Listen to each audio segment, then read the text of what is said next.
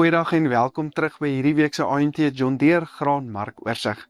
Ons het nou amptelik begin plant in meeste areas en dinge lyk regtig belovend met goeie grondvog en goeie reënval wat ons in meeste areas gesien het. Maar gaan die droër tweede helfte van die seisoen wat verwag word en die handelsoorlog tussen Amerika en China dalk die markte weer kom deurmekaar krap. Kom ons kyk vandag wat aangaan met ons mielies, oliesare en koringmarkte met trots aan jou gebring deur John Deere en Zematic Irrigation Systems.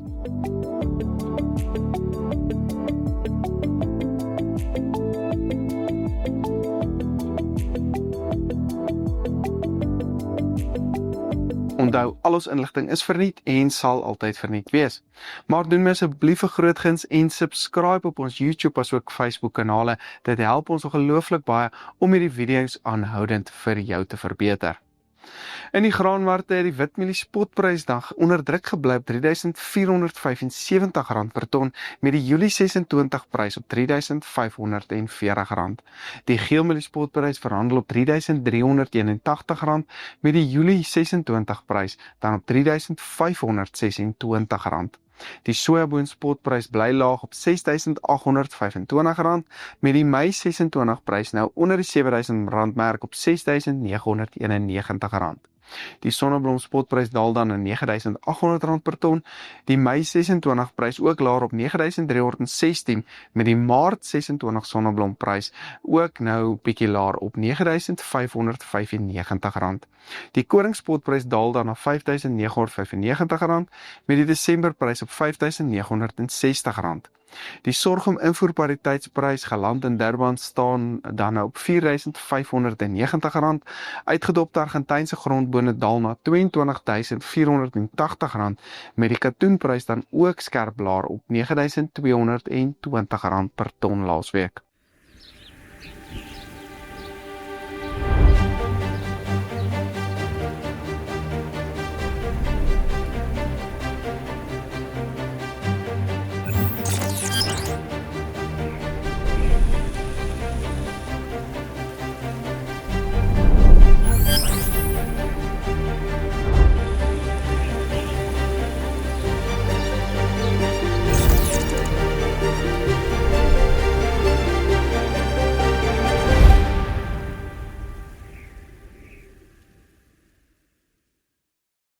Ons het dan ook nou in meeste areas al begin plant en vorder dit baie goed aangesien meeste areas dan reën gekry het en reeds goeie grondvog ook gehad het. Dit laat my dink dat ons vroeër volgende jaar reeds lewerings gaan sien. Weervoorspellers verwag dan ook wel 'n droër tweede helfte van die seisoen wat produsente ek dink aanspoor om wel vroeër nog aan te plant, maar dit bring ook risiko's dat vroeër aanplantings later moontlik onder vogdruk ook kan kom. Op 28 Oktober kom die eerste aanplantingsintensies verslag dan ook uit wat vir ons wel 'n goeie aanduider gaan wees of die laer pryse wel 'n skuif in aanplantings veroorsaak het. Gesels gerus saam, ek vermoed dat die druk op mieliepryse veral dalk die aanplantings effens laat kan daal vir wit en geel mielies, soja aanplantings wat wel bietjie kan styg aangesien die winsgewendheid so klein bietjie hoër kan wees, terwyl sonneblom dan ook veld kan wen aangesien dit op 'n baie beter prysvlak verhandel. Laasweek het ek gepraat oor die 4 belangrikste faktore wat graanpryse nou dryf en meestal onder druk gehou het, naamlik natuurlik die wisselkoers, groter plaaslike ou seisoen oes, minder uitvoere na Afrika lande en die laer seebodpryse wat alles gedryf word tans wat in Amerika, China en Brasilië aangaan. Hierdie week wil ek dan afskop by die uitvoere na Afrika lande wat die grootste impak op witmieliepryse natuurlik het. Soos ons op die grafiek kan sien, voer ons hierdie jaar baie minder mielies uit as in 2022 en 2023 en is op selfs 'n laer vlak as verlede jaar toe ons natuurlik 'n baie kleiner oes ook gehad het. Die meeste uitvoere oor die laaste maand was na Zimbabwe, Namibië en Mosambiek met zim-uitvoere wat eers onlangs begin optel het. Ons pryse bly egter relatief duur weens permitte en hoë vragkoste wat SAFEX pryse nie tans ondersteun nie. Ek dink ons gaan aanhou uitvoer, maar nie genoeg om pryse vroeg volgende jaar sterk te ondersteun nie. Die groter plaaslike houseisoen oes is waarskynlik alreeds ingeprys en dwing dit ons om nou meer te kyk na pariteitsprysvlakke en wat met seaboardpryse en die wisselkoers aangaan. Dit affekteer natuurlik al die graan en oliesaadpryse op Safex. Internasionaal het Trump dan laasweek op X genoem dat hulle weer 'n addisionele 100% tarief op alle Chinese produkte gaan ondersoek of min of meer na gaan kyk.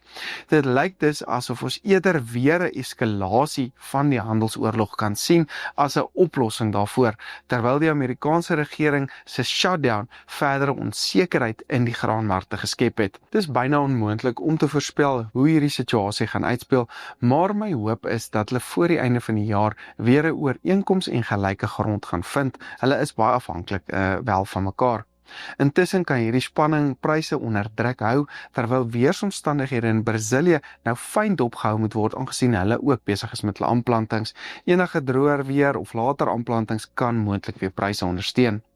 Omdat ons tans by uitvoerpariteitsvlakke is vir witmielies rondom R3.500 na R3.700, behoort pryse nie veel verder te val nie.